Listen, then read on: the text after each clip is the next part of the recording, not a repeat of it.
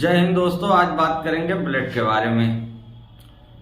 Blood के अध्ययन को सेरोलॉजी और हेमेटोलॉजी दोनों कहा जाता है। ब्लड के अध्ययन को सेरोलॉजी और हेमेटोलॉजी दोनों कहा जाता है। कभी आप इसे अगर कोई पूछ ले या कोई बताने लगे कि ब्लड के अध्ययन को क्या कहा जाता है, सामने वाला बोल दे हेमेटोलॉजी कहा जाता है, तो आप उसको गलत नहीं ठहराएं।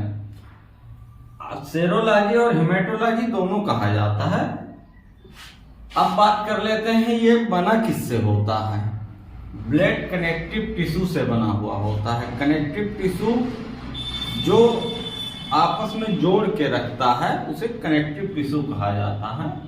यह प्राकृतिक कोलाइड होता है। प्राकृतिक कोलाइड का मतलब हो गया कि वो लिक्विड पार्ट, वो लिक्विड चीज जिसको हम किसी कपड़े से या छन्नी से छानने पर पूरा पार्ट नीचे ना जाकर कुछ पार्ट ऊपर रह जाए, उसे प्राकृतिक कोलाइड कहते हैं। इसका पीएच मान 7.4 होता है।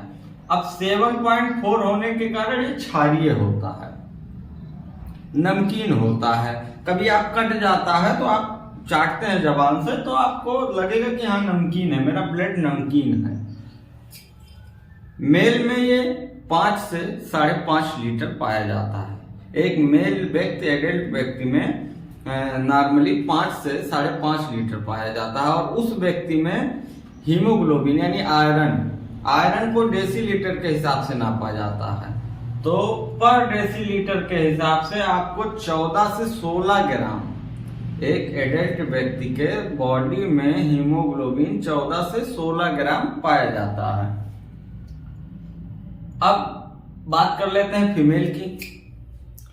फीमेल में 5 लीटर ब्लड पाया जाता है और इसमें हीमोग्लोबिन मेल से थोड़ा कम यानी 13 से 15 ग्राम के बीच में। वैसे नॉर्मली 80% इंडिया के अंदर आपको 10 से 12 ग्राम के अंदर औरतें हीमोग्लोबिन वाली मिलेंगी। उससे ज्यादा हीमोग्लोबिन नहीं मिलता है। लेकिन ये जो नॉर्मली माना गया एक शुद्ध, एक तंदुरुस्त हेल्दी व्यक्ति का, वो 13 से 15 ग्राम हीमोग्लोबिन होता है और 5 लीटर ब्लड होता है। अब बात करते हैं इसका निर्माण कहाँ होता है।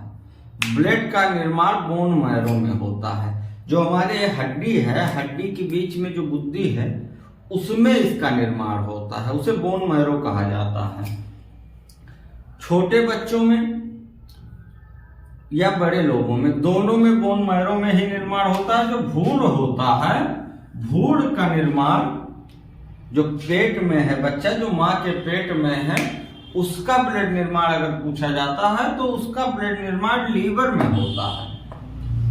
उस बच्चे का ब्लड निर्माण लीवर से होता है, लीवर में होता है।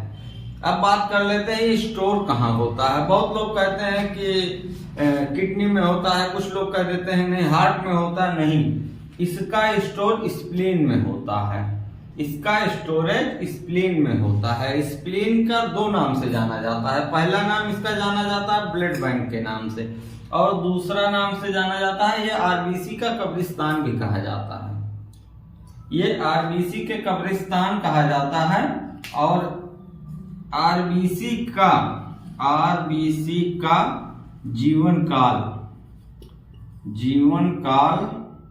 120 दिन होता है। आरबीसी का जीवन काल, अब इसको आगे वाले चैप्टर में पढ़ाया जाएगा आपको कि आरबीसी और डब्ल्यूबीसी और उसका जीवन काल कितना दिन होता है। लेकिन अभी ये समझ लीजिए कि स्प्लीन आरबीसी की कब्रगाह या कब्रिस्तान या ग्रेवयार्ड भी कहा जाता है इसको। अब बात कर लेते हैं ब्लड का काम क्या होता है। काम से पहले बात कर लेते हैं कोलेस्ट्रॉल के बारे में कि कोलेस्ट्रॉल एक प्रकार का फैटी एसिड है, यानी चिपचिपा पदार्थ है। जो हमारे शरीर में कहीं कोलेस्ट्रॉल बढ़ गया, इनको हार्ट की दिक्कत है।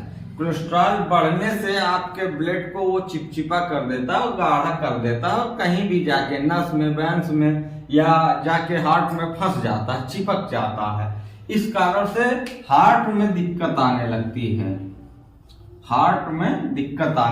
है।